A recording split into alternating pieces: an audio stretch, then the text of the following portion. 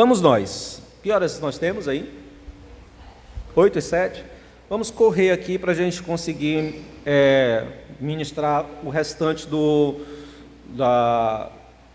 dessa introdução, né? Nós estamos com o tema, a abertura do drama apocalíptico, né?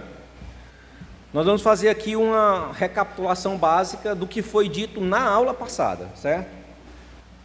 O que acontece? Na quarta-feira passada nós falamos sobre esse grande drama que se abre, né, a partir de Apocalipse capítulo 1, verso de número 9 em diante. João começa o grande drama. A partir do verso 9, João vai dar informações no livro todo de tudo que vai acontecer ali nas suas visões. E nós falamos aqui que a visão de João, que começa ali no capítulo 1 e no verso 9, ela vai finalizar no final do capítulo 3.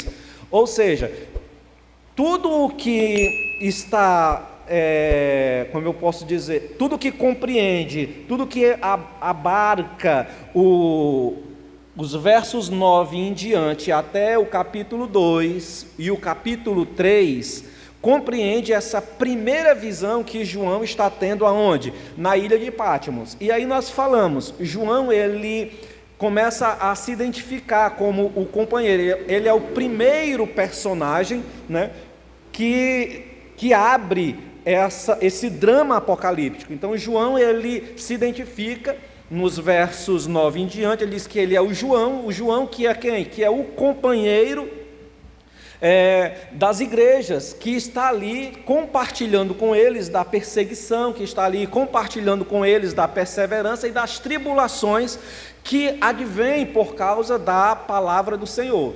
João atrela, né, nós dissemos isso na semana passada, que João ele atrela a sua irmandade e o seu companheirismo com as igrejas da Ásia, por meio da perseverança que tanto ele tem, João, como as igrejas estão desenvolvendo, a perseverança na fidelidade em se posicionarem contra um reino iníquo, que é o reino ali, aquela situação de Roma. E ele diz, olha, nós fazemos parte de um outro reino. Ele diz, o Senhor nos chamou e fez de nós uma realeza de sacerdotes. E dentro desta realeza de sacerdotes, nós participamos de um reino. Então, eu sou companheiro de vocês em quê? No reino, na tribulação e na perseverança. Então, João está dizendo que a nossa irmandade e o nosso companheirismo se dá por meio da nossa perseverança em sermos testemunhas fiéis desse reino que se estabelece com princípios que se opõem aos princípios do império desse mundo, a insistência, a coragem de atravessar e de sustentar e de encarar as tribulações que vêm por consequência de ser fiel ao reino de Deus, que se opõe ao reino do mundo, e a ideia de perseverar, ou seja, a perseverança é o elo que nos liga. Depois João apresenta os segundos personagens desse drama, que são as igrejas ali da Ásia. E aí João estabelece as 7 igrejas da Ásia como uma espécie de indicação dessas igrejas para toda a cristandade. E aí, começando por Éfeso, Esmirna, Pérgamo, Tiatira, Sardes, Filadélfia e Laodiceia, formando um conjunto, né, de igrejas que ficaram conhecidas como igrejas, como cidades, na realidade, como cidades importantes naquela região, e que o fluxo e o transporte e a movimentação e o comércio facilitaria o trânsito de uma carta circular para as igrejas, ok? Então, é por isso que essas cartas também são direcionadas para essa comunidade, além de João também ter vivenciado ali um ministério naquelas igrejas da Ásia. Todos nós sabemos que João foi bispo na igreja de Éfeso. Amém? Seguindo. Agora, entra em cena o terceiro personagem, que é o Cristo glorificado. Então, na abertura do drama, nós temos João, companheiro dos irmãos da Ásia no reino, na tribulação e na perseverança. Apresenta os irmãos da Ásia, as igrejas, Éfeso, Esmirna, Tiatira, Sardes, Laodiceia, Filadélfia e tal, citando as igrejas sem estar na ordem, mas citando-as. E agora o terceiro personagem, que é o Cristo glorificado.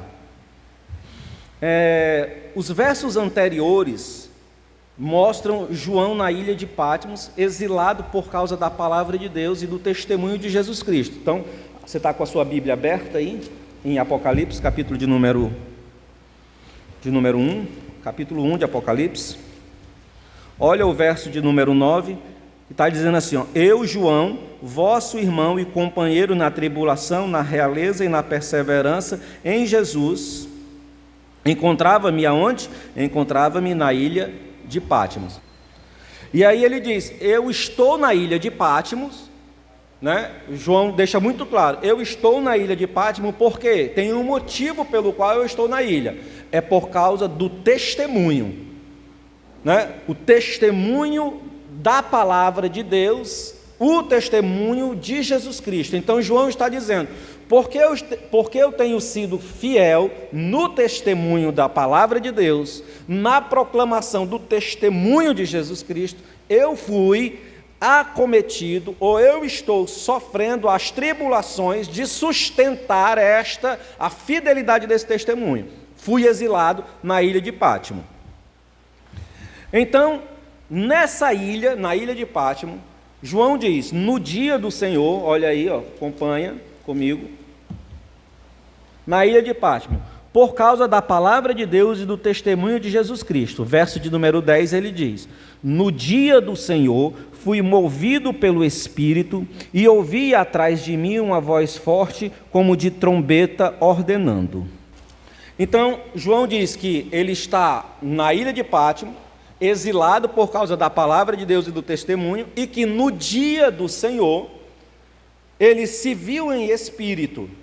E aí, irmãos, a primeira coisa que a gente precisa entender aqui é que esse me vi no espírito é uma indicação de que João está tomado por uma espécie de êxtase do Espírito Santo. É uma indicação de que João, não é que João saiu do seu espírito, ele estava ali em espírito ou separado de sua carne, separado de seu corpo, nada a ver. A palavra me vi no espírito significa me vi tomado, cheio, repleto, na unção do Espírito. E sob essa unção do Espírito, no dia do Senhor, e aí ele identifica, eu estava tomado pela presença do Senhor, o Espírito do Senhor estava sobre mim, derramado sobre mim, eu estava cheio do Senhor, do Espírito Santo de Deus, e no dia do Senhor, ou seja, provavelmente nós falamos aqui isso na semana passada, o dia do Senhor é o primeiro dia da semana, ou seja, o domingo. Dia esse que, através de práticas litúrgicas ao longo dos anos na igreja, foi consagrado como um dia de celebração ao nome do nosso Deus, porque a igreja identificou que no dia de domingo, o primeiro dia da semana, é o dia da ressurreição. Fazendo um paralelo com a igreja, ou fazendo um paralelo com o judaísmo, lembrando que a igreja cristã, o seu nascedouro é aonde? É no judaísmo. O judaísmo possuía um dia separado para a adoração ao nome do Senhor, que era o sábado, ou sábado, o dia do descanso do povo judeu. A igreja, que também tinha a prática de observar o sábado, porque ela surge dentro do contexto judaico, começa a transferir não foi uma ruptura, mas foi uma prática paulatina. Ao longo dos anos, a igreja foi substituindo o sábado para o domingo, ou seja, o dia de descanso ou o dia de adoração, aquele dia que os judeus separavam para honrar o nome do Senhor, para ir à sinagoga, para fazer o seu culto familiar, para fazer o seu culto, toda aquela liturgia religiosa de adoração a Deus. A igreja cristã passa então agora a deslocar este culto que era praticado no sábado. A igreja desloca isso para onde? Para o domingo, o dia da celebração da ressurreição do nosso Senhor Jesus Cristo. Amém? Então é muito provável que aqui, já no final do primeiro século para segundo século, essa dinâmica já esteja muito bem estabelecida na igreja e a identificação do dia do Senhor seja o domingo, o dia onde a igreja celebrava o nome do Senhor e partia o pão, ok? Isso aqui é uma informação interessante, porque nós temos uma prática litúrgica nos nossos dias, aqui, falando da nossa história, dentro da nossa realidade, de partir o pão, ou seja, de fazer a ceia apenas uma vez no mês. Mas era comum a igreja cristã, dos dias primitivos, realizar o partir do pão quase que diariamente. Se você olha lá para Atos dos Apóstolos, diz que eles estavam todo dia, aonde? Em comunhão, na casa um dos outros, fazendo o quê? Partindo o pão. Né? E aí, essa prática, ela foi depois se deslocando para uma prática de partir ao pão de forma semanal. Quando?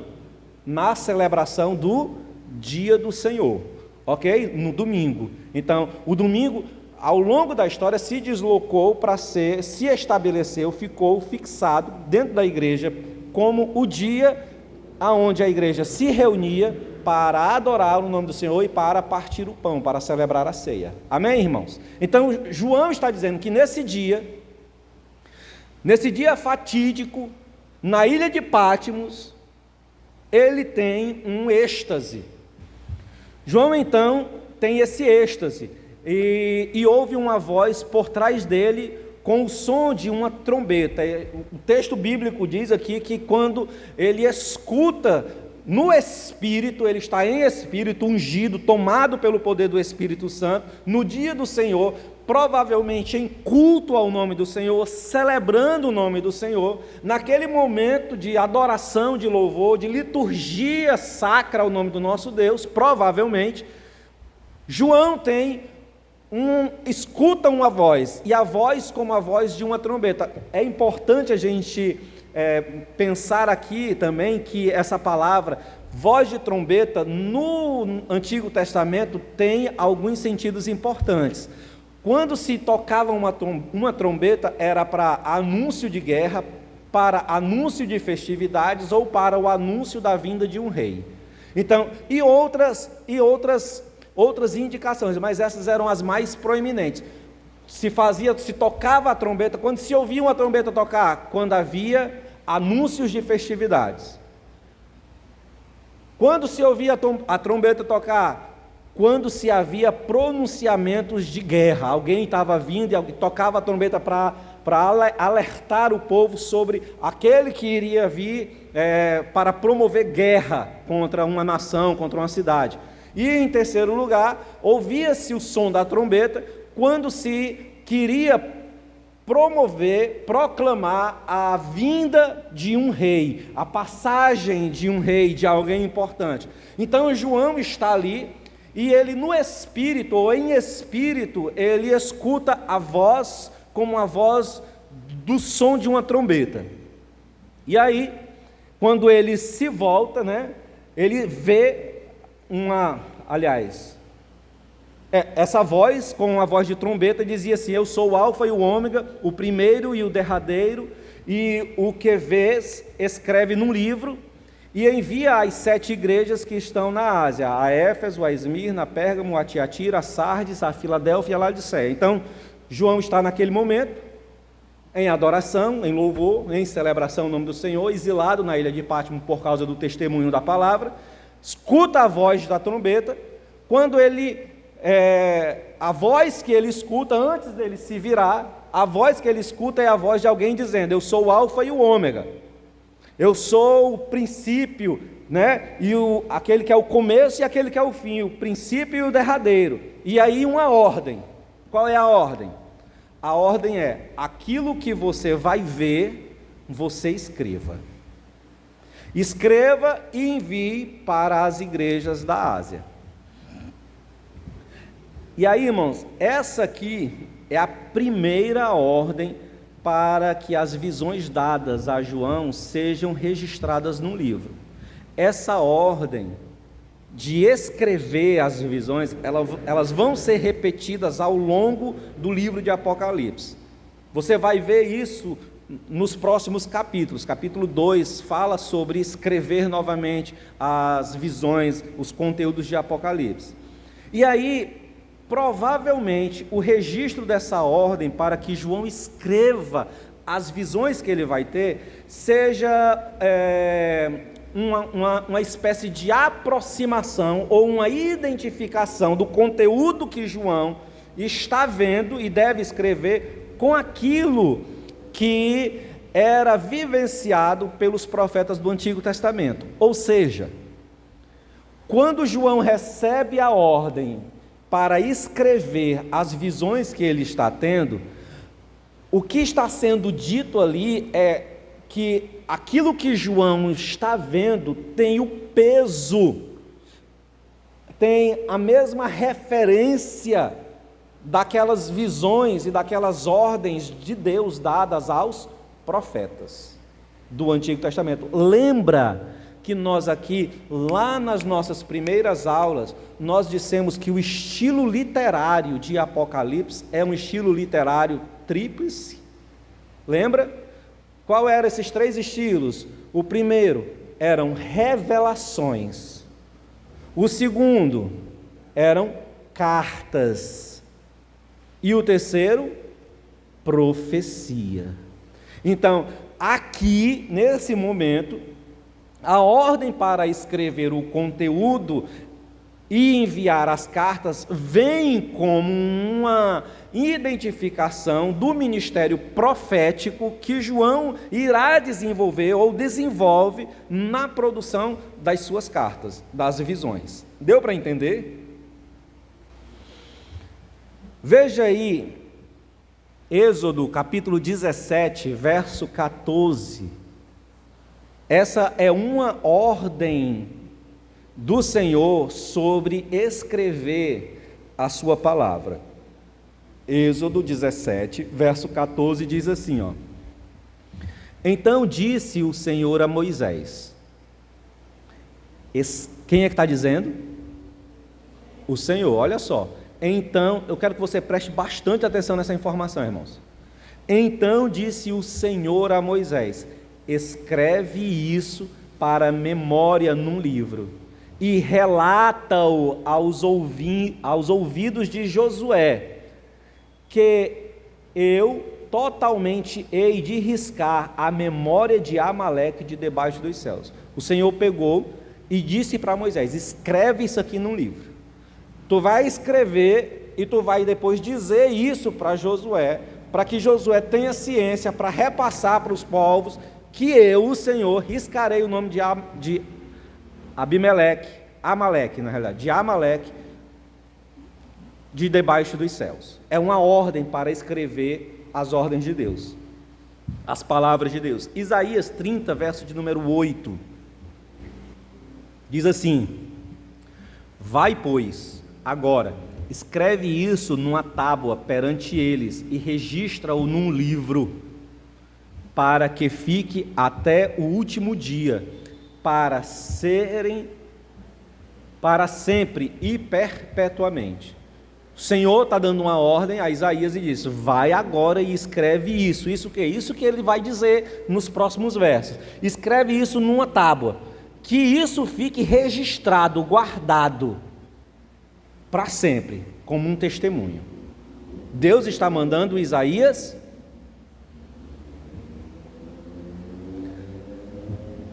Esses são apenas alguns dos registros, mas existem muitos outros, onde o Senhor ordena que as suas palavras, elas fossem escritas por homens em registro para a posteridade. Irmãos, abre aí Jeremias, esse texto aqui eu acho, Jeremias 36. Toma outro rolo e escreve nele todas as palavras que estavam no original, que Jeoaquim, rei de Judá, queimou. Pronto. Vai para o 32. Tomou, pois, Jeremias outro rolo e o deu a Baruque, filho de Nerias, o escrivão, o qual escreveu nele, ditado por Jeremias, todas as palavras do livro que Jeoaquim, rei de Judá, queimara. E ainda se lhes acrescentaram muitas palavras semelhantes. Amém. Irmão, preste atenção. Escuta aqui, ó. Deus deu uma ordem para Moisés escrever a sua lei. Deus deu uma ordem para Isaías escrever os seus decretos. E Deus está aqui agora em Jeremias dizendo o seguinte: olha, já havia algum conteúdo escrito que eu havia posto, mas um rei chamado Jeoaquim queimou esse rolo, esse escrito que eu havia mandado escrever. Agora eu estou mandando você pegar outro rolo e reescrever aquilo que já tinha sido escrito e acrescentar mais outras informações. Deu para entender? O que isso tem a ver, irmãos, com tudo aquilo que a gente está falando? Quem aqui já se deparou com argumentos ímpios de pessoas que estão longe do Evangelho, de pessoas que para eles o Evangelho é loucura, que não possuem temor do Senhor e chegam com conversa de que as Escrituras são livros escritos por homens e, portanto, são livros falíveis, cheios de erro? Que a Bíblia, na realidade, é um livro escrito por homens, que não tem autoridade, não é apenas um livro, é uma fantasia, é apenas uma literatura, é uma história. Esses três textos que nós acabamos de apresentar para você, somados com o texto de Apocalipse, aonde o Senhor diz assim, ó, o que você vai ver, escreva num livro, são, como eu posso dizer, munição para você guardar na sua alma e no seu coração, para no dia que você ouvir um ímpio, uma pessoa ignorante no sentido de não conhecer as Escrituras, o poder de Deus, de não conhecer a fé cristã, de dizer loucuras a respeito da fé, de não pensar, mensurar, de não conhecer aquilo que fala, ser apenas um opositor da fé, você ter munição para defender a sua fé e dizer, bem, é verdade, as Escrituras elas são escritas por homens, mas foram homens que foram ordenados por Deus para escrever tais textos. E aí você pega o texto bíblico que você apresenta, Isaías, Jeremias, Deuteronômio 9 e 10, Apocalipse capítulo 1, e tem outros textos, onde o Senhor manda que a sua palavra, e se a pessoa ainda assim dizer, mas são homens que escreveram, você vai lá para Êxodo, o primeiro texto que foi escrito, nas tábuas da lei foi escrito pelo próprio Deus, o dedo de Deus escreveu aquele texto. As Escrituras diz que o Senhor com o seu dedo escreveu as tábuas da lei. Tábuas essas que Moisés quebra, mas aí o Senhor manda novamente. Olha, irmão, isso aqui, olha como isso aqui é importante. Eu quero que você preste atenção nisso. Moisés quebra a lei quando ele desce, porque o povo tinha se desviado lá com a adoração ao bezerro, sim ou não? O Senhor chama de novo Moisés e diz assim, ó, lavra as pedras, ou seja, corta as pedras de novo. E aí Moisés corta as pedras e Deus reescreve. a lei novamente para Moisés. Aqui tem duas informações básicas e muito importantes. Primeiro, Deus reescreveu. Mesmo que o homem tenha quebrado, mesmo que o homem tenha rasgado, mesmo que o homem tenha tocado fogo, Deus reescreveu o texto. O livro de Jeremias diz que o homem tentou destruir a palavra de Deus. E Deus fez o quê? Chamou o profeta e disse: reescreve. Agora tu vai reescrever e ainda vou acrescentar mais umas coisas aqui. Palavra de Deus, irmãos. Palavra de Deus tem poder e é eterno. Então, nós só somos seduzidos pelo engano, só nos deixamos ser vencidos no argumento do ímpio quando nós não estamos dispostos a conhecer as Escrituras. Bom, quando eu vi isso aqui, lógico, eu já havia pensado em argumentos sobre sobre a inspiração bíblica, sobre as Escrituras ser um texto, confiável, a palavra de Deus. Nunca passou pela minha cabeça duvidar que as Escrituras não sejam a palavra, nunca. Mas, irmão, esses textos aqui me deram uma propriedade, que eu nunca tinha tido. Porque o texto bíblico está dizendo que Deus mandou homens escreverem. Deus mandou. E além de mandar homens escreverem, Deus preservou e cuidou da sua palavra, mesmo quando homens quiseram queimá-la. Não sei se você consegue perceber o desdobramento disso na história, na argumentação. Irmãos, foram vários os imperadores, foram vários os reis, foram vários os lugares geográficos no mundo onde as Escrituras foram pilhadas para serem tocadas fogo, para serem destruídas, para ser extinta da raça humana. Mas nós ainda hoje temos as Escrituras. Amém? Sigamos. Então, Deus manda que João escreva as visões. Coloca João e o livro de Apocalipse dentro do mesmo patamar do ministério profético e das profecias do Antigo Testamento. Amém? Agora, partindo do verso 12 em diante até o verso 20, nós encontraremos a descrição do Cristo glorificado e da relação desse Cristo com a sua igreja. Vamos ver isso aqui. Qual é a imagem que João apresenta do Cristo glorificado e qual é a relação que esse Cristo glorificado tem com a sua igreja? Acompanha comigo aí. Diz assim, e virei-me para ver quem falava comigo.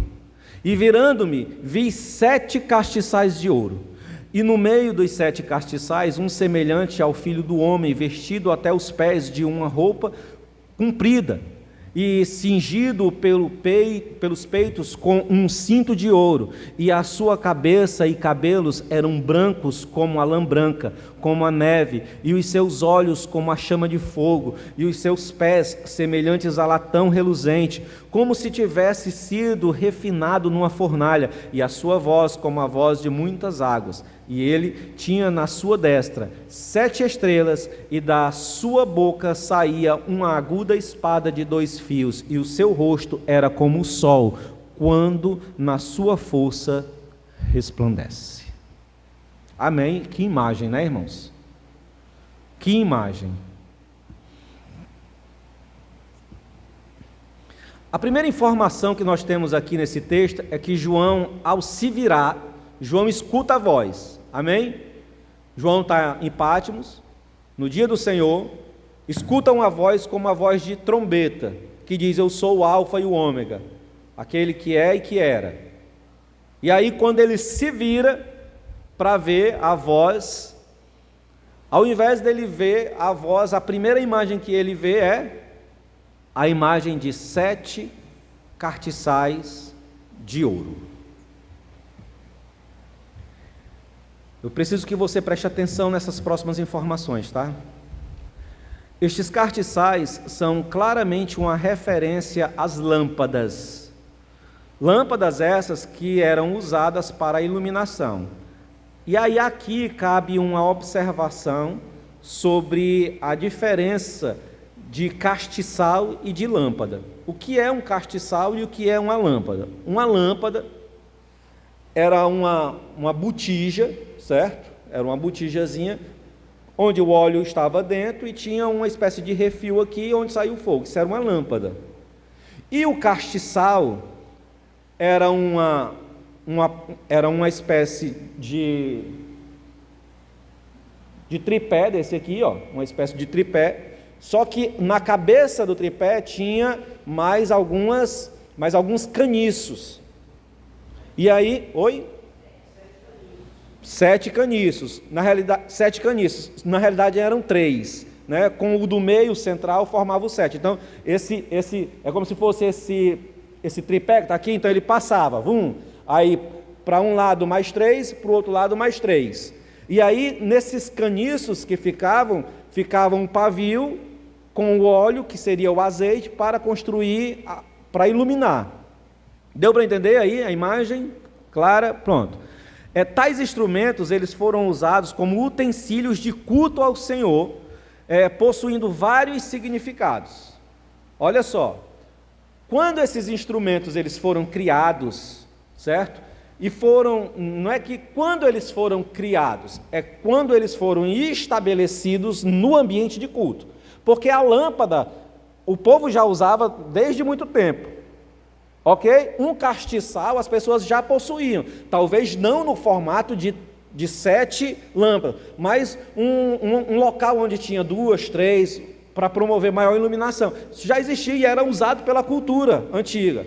Mas quando esse instrumento ele é estabelecido, colocado no ambiente de culto, isso era para referir-se, para identificar algumas coisas. E aí, basicamente, 2 interpretações se tem acerca do que significa um candelabro, do que significa uma candeia, uma lâmpada sendo posta no lugar de culto. Não sei se... Quem aqui já foi católico? Quem já fez primeira comunhão? Só 2 pessoas? 3, 4, 5, pronto. 6, pronto. Então eu vou ali para a voz da experiência. Talvez essa seja mais clara. Eu nem sei se ainda tem isso na Igreja Católica. Não sei se ainda tem. Mas lá no púlpito da Igreja Católica, no altar tinha uma caixinha, aonde o sacerdote lá ele guardava o vinho e guardava a hóstia, né? E do lado tinha uma lâmpada. Vocês já viram já? Não lembra dessa lâmpada? Você lembra, Salete? Pronto. Irmãos, isso sempre me deixava encucado. Eu dizia, a igreja toda iluminada em uma lâmpada lá no... Que diacho é que essa lâmpada... E ela estava sempre acesa. Nunca estava apagada a lâmpada. E eu perguntava para A, perguntava para B, ninguém me respondia. Até que eu fui fazer a catequese, né? Fui participar da catequese e tal. E aí eu perguntei à professora da catequese o que era que significava aquela luz lá no púlpito que me incomodava. E ela dizia que todas as vezes que aquela luz está acesa ali, é porque Deus está presente. Deus está vendo. Simbolizava os olhos do Senhor ali, a presença do Senhor. Então, irmãos, por uma criança ouvir aquilo ali... Então, toda vida que eu chegava na igreja, que eu queria sair, me levantar, andar no jardim, que lá na igreja não tinha um jardim, então eu ia para a missa, não ficava no banco, eu ficava no jardim, andando para cima e para baixo. Então, quando eu ia para lá, a ideia de Deus estava ali olhando para mim, fazia com que eu... Entendeu? Essa ideia vem de onde, irmãos? Essa ideia vem dessa compreensão de que a lâmpada, a luz era colocada no lugar de culto para representar a presença do Senhor. Essa era uma das compreensões, uma das interpretações sobre a existência de um candelabro, de um castiçal no ambiente de culto. E a outra interpretação, que é a mais aceita, é que aquele castiçal representa Israel, ou representa a presença do Espírito Santo sobre Israel, para que Israel seja a luz para os gentios. Deu para entender? Então, a inserção da figura de um castiçal, de um candelabro, no ambiente de culto, representava, indicava, mostrava que Israel possui a presença do Espírito Santo com o óleo do azeite que estava no castiçal, na lâmpada, para produzir o fogo, a fim de que ela fosse luz para as nações. Deu para entender? Então essa é a percepção mais aceita quando se pensa na ideia de um castiçal no ambiente de culto. Agora, entendeu tudo isso, não entendeu? João vê o quê? João vê 7 castiçais. Eu estou falando para vocês, João ouviu uma voz de trombeta, e aí quando ele se vira, ele vê 7 castiçais. Eu estou falando para vocês que a imagem de um castiçal posto no ambiente de culto representa ou a presença de Deus, ou Israel tomado da presença de Deus, sendo a luz para os gentios, para os povos. E essa é a ideia mais aceita entre os estudiosos, que um candelabro, um castiçal no ambiente de culto é a imagem da presença do Espírito sobre a nação de Israel, para que Israel seja a luz entre os gentios. Só que João tem a visão desse castiçal. E aí, se a gente tomar por base a interpretação que o próprio Cristo dá sobre os castiçais, veja aí o verso de número 20. Lembra? Presta atenção, nós estamos dizendo que é provável que os castiçais identifiquem a nação de Israel sendo a luz para os gentios.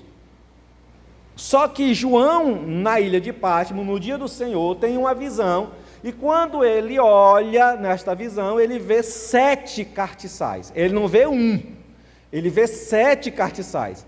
E ele vê 7 castiçais e ele fica intrigado com isso. E aí o verso de número 20, o Senhor vai dizer para ele o que é que significa esses 7 castiçais que ele está vendo. Porque qual era a imagem que João tinha? De um castiçal. Representando quem? Israel. Mas agora ele vê 7. E aí, olha o que é que o Senhor diz aqui no verso de número 20. Ele diz: quanto a mim, quanto ao mistério das 7 estrelas que vistes em minha mão direita, e aos 7 candelabros de ouro, as 7 estrelas são os anjos das 7 igrejas, e os 7 candelabros, as 7 igrejas. Ora, se eu pegar essa informação e se eu associar essa informação com a informação de que João nos fornece ao dizer que essas igrejas, elas são, juntamente com João, a realeza e o sacerdócio de Deus, descritos aí no verso de número 5, veja aí o verso de número 5, o que João diz? João diz que Deus, verso de número 5, que Jesus Cristo fez o que com a gente? Ele nos ama, nos lavou dos nossos pecados e fez de nós o que? Uma realeza e um sacerdócio. Ser luz entre os gentios era ser o quê? Era ser um sacerdócio, era exercer o sacerdócio de Deus para os gentios. Então, João tem a visão de uns castiçais, que na perspectiva de João deveria ser Israel, mas o Senhor Jesus Cristo diz que esses castiçais são a igreja. E aí eu sei que o Senhor chamou a mim e a você para ser uma realeza e para ser sacerdotes.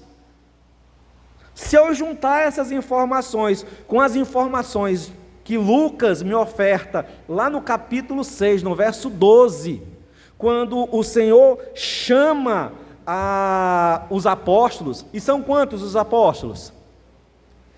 E são quantas as tribos de Israel? Então, se eu somar essas informações, que o Senhor Jesus Cristo, no estabelecimento de uma nova aliança, Está lembrado? Jesus Cristo lá no final dizendo: esse é o sangue da nova aliança estabelecido no meu sangue.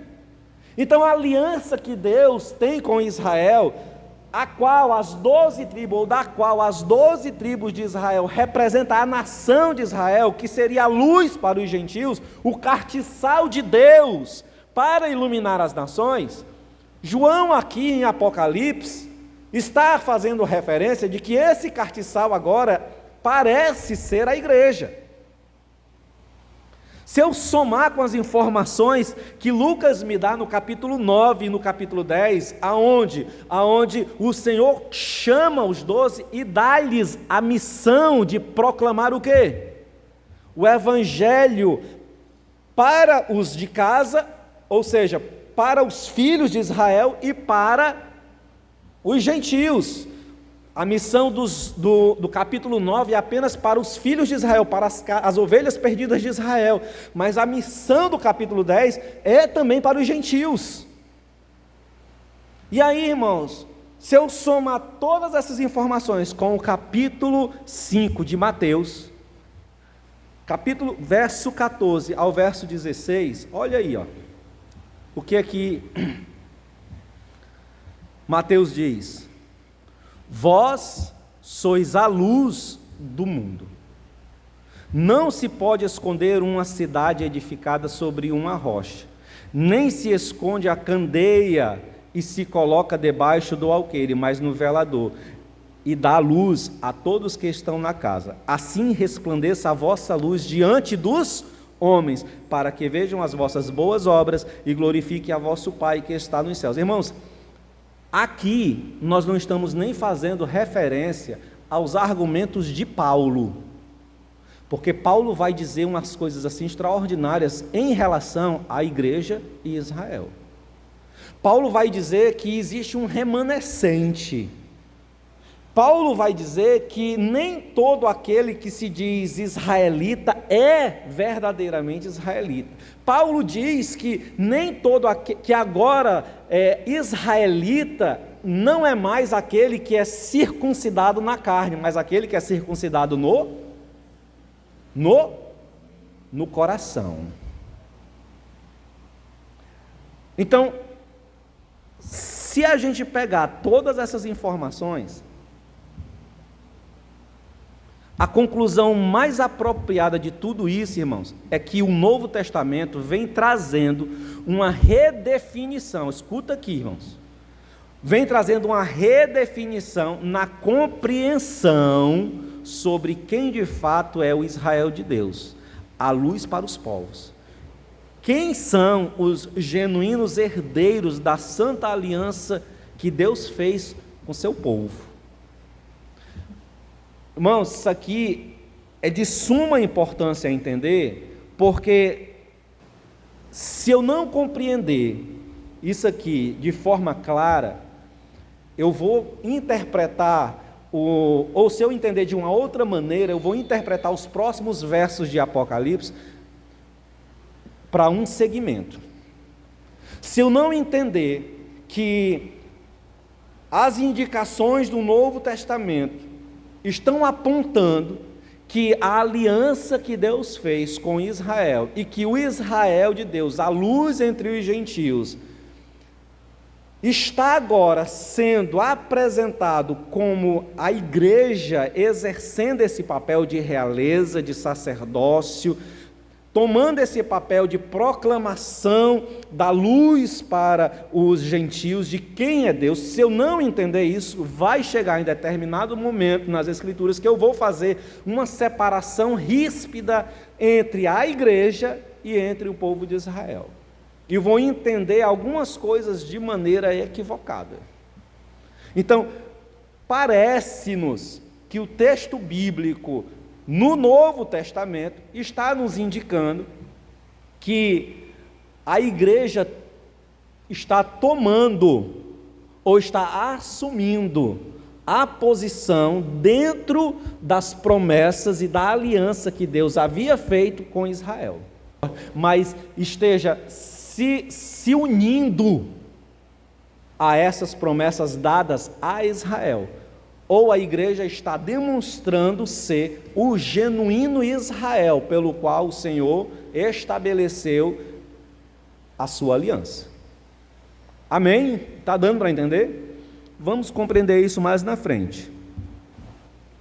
Agora, compreendido essas coisas, João passa aqui a pintar um quadro da aparência do Cristo glorificado, certo?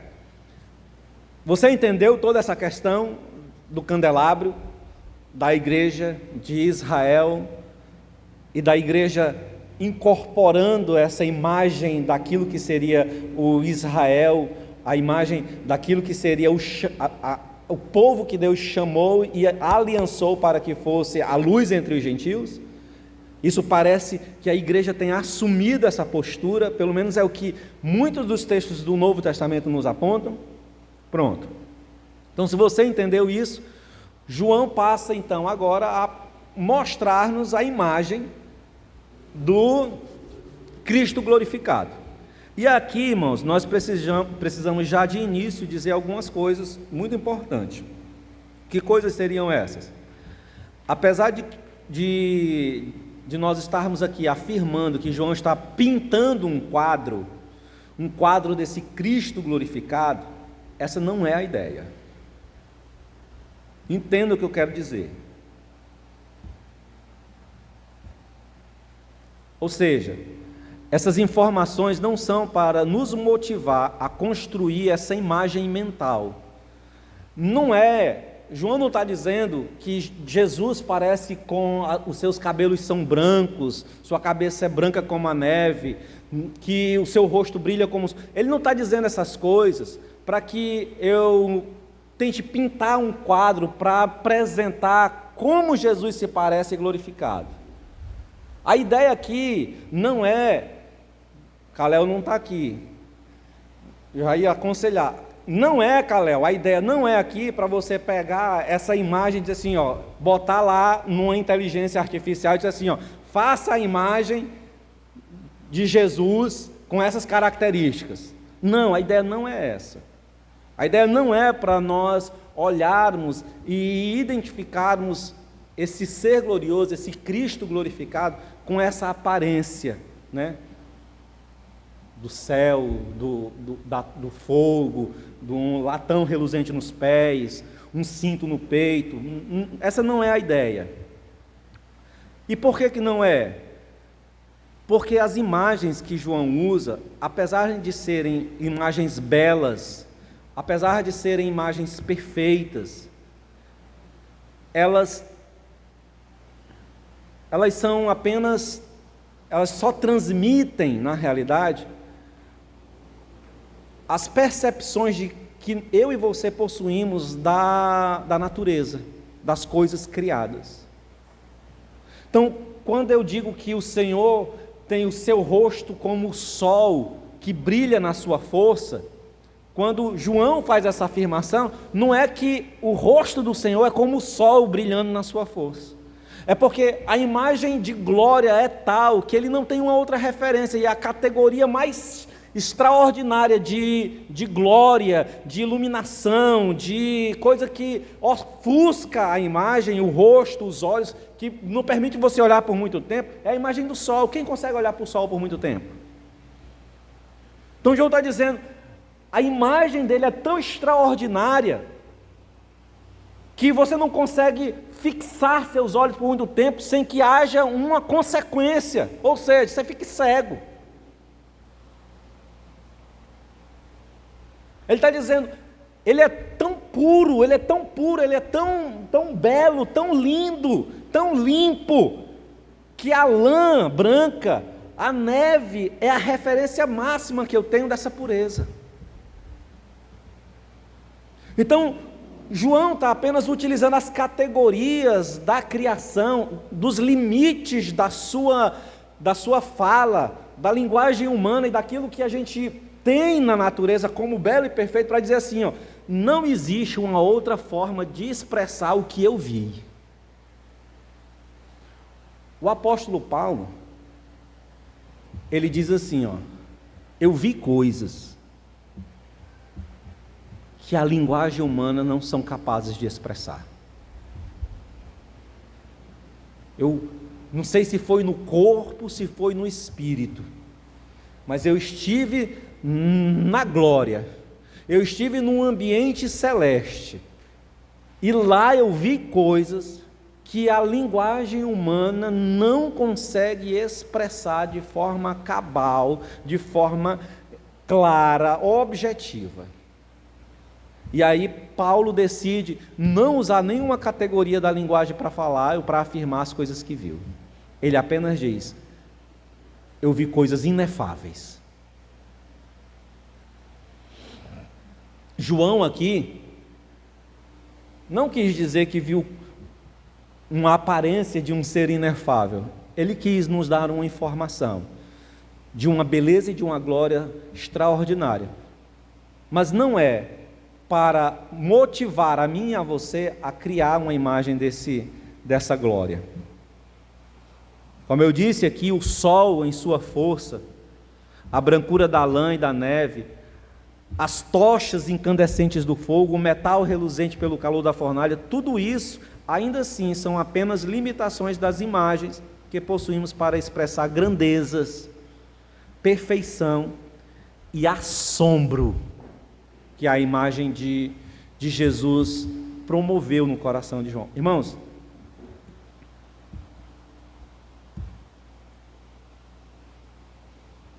acompanha aí o verso de número 17, olha aí, ó. Foi que a imagem que João viu produziu isso aqui, ó.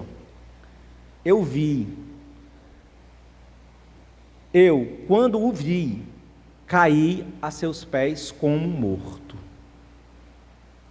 E ele pôs sobre mim a sua destra, dizendo-me: não temas, eu sou o primeiro e o último,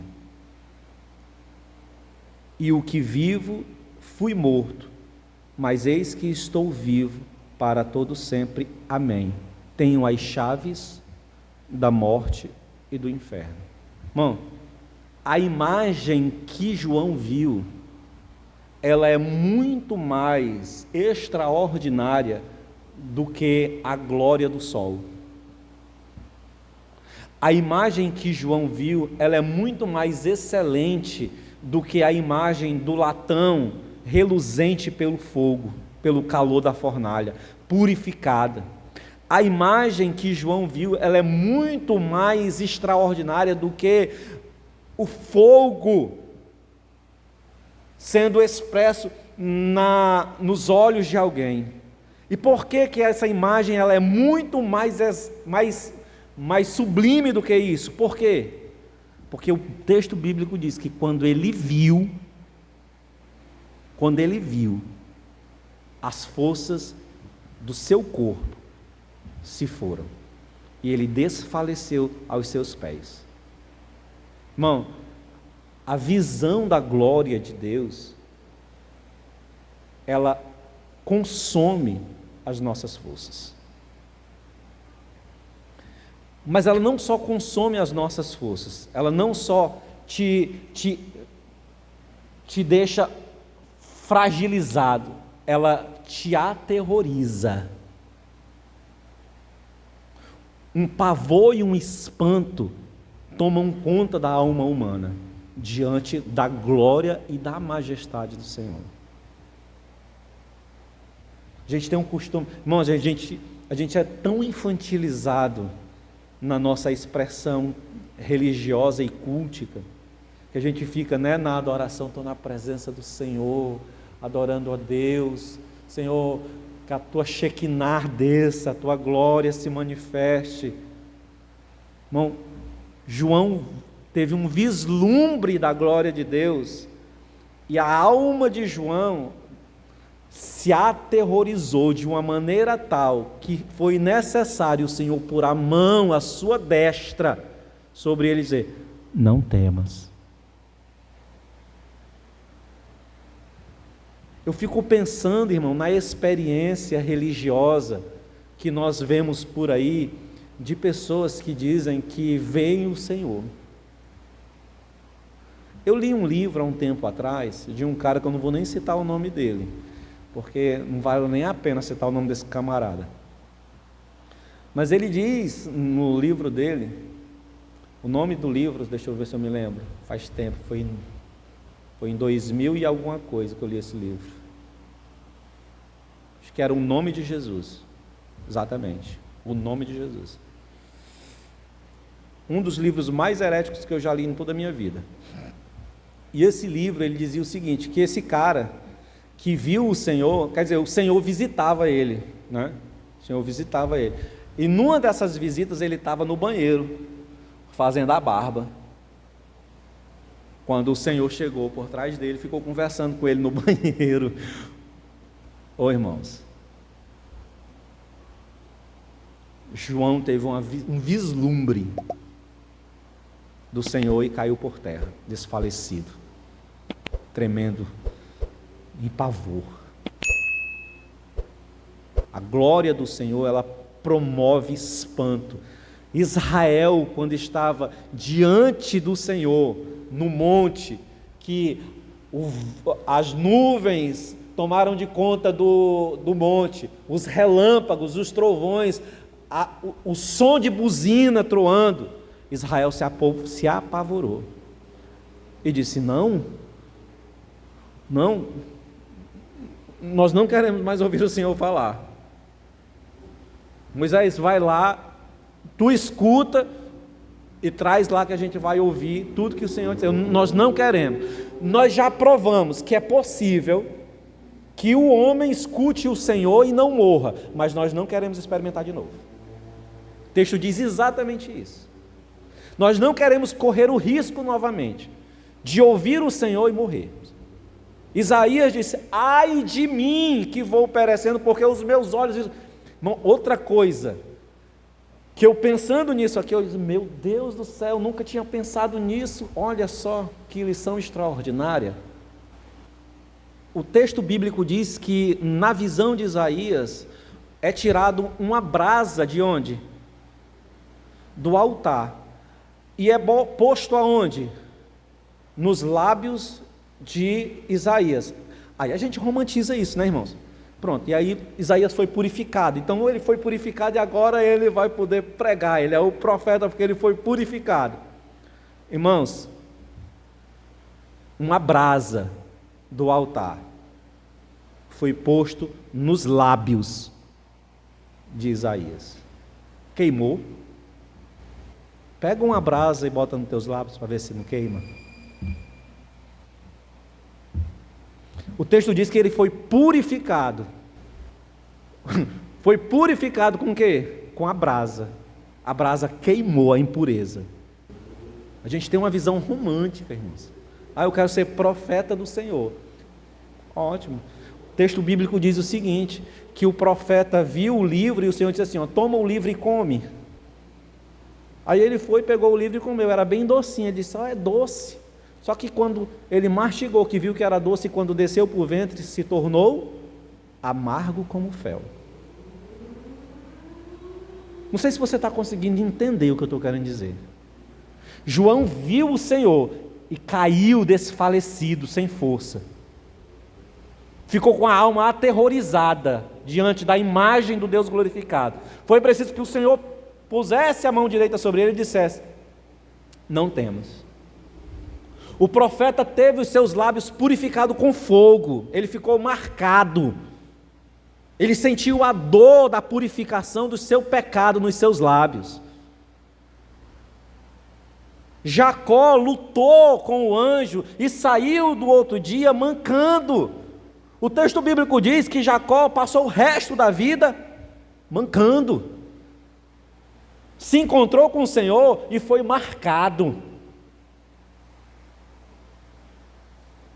Teve uma visão do Senhor e ficou desfalecido.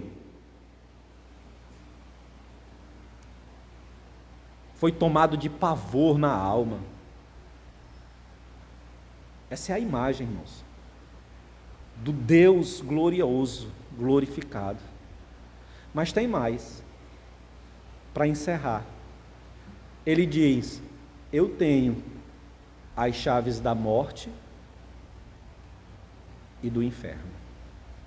E aí eu encerro aqui. O que eu vou dizer para você aqui vai ser difícil de você engolir. Mas ninguém morre sem que o Senhor o mate. Deu para entender? Ninguém morre sem que o Senhor o mate. É Ele que dá e tira a vida. Irmão, essa imagem, essa expressão é dura para mim e para você. Nós não queremos aceitar. Porque nós temos a ideia de termos algum direito diante do Deus Todo-Poderoso, glorificado e exaltado. Mas Ele diz: eu tenho as chaves da morte.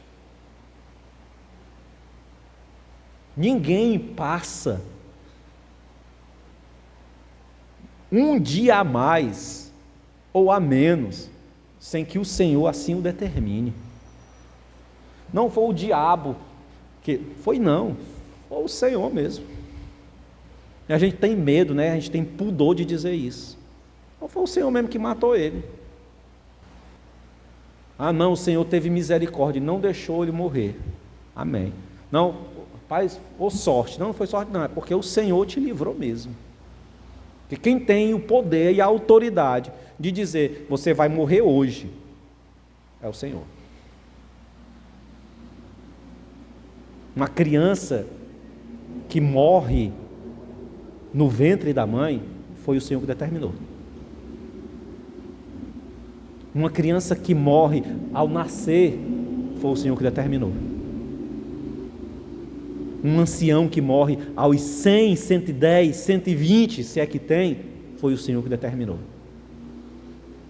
E a mim e a você, homens e mulheres de carne, sangue, envoltos em pecado, cabe-nos apenas o quê? O baixar a fronte. O baixar a fronte. E dizer: Senhor, sê propício a mim. Senhor, preserva a minha casa, a minha vida. Senhor, a minha vida pertence ao Senhor. Eu nada tenho, nada possuo. Senhor, Tu és o meu Deus. E vivermos na dependência dEle. Essa é a imagem de um Cristo que a igreja cristã não está acostumada a ver. Mas eu louvo a Deus que você hoje tem a oportunidade de conhecer esse Cristo, ainda que apenas em um discurso. Fiquemos de pé. Bendito Deus, santo é o Senhor, honra, poder e majestade sejam sempre, Deus, e completamente entregues a Ti. Vivemos na dependência do Senhor. Entendemos que Tu, ó Deus, é que nos tem guardado, que o Senhor é que nos tem preservado, que o Senhor é que nos tem tomado pela Tua mão poderosa.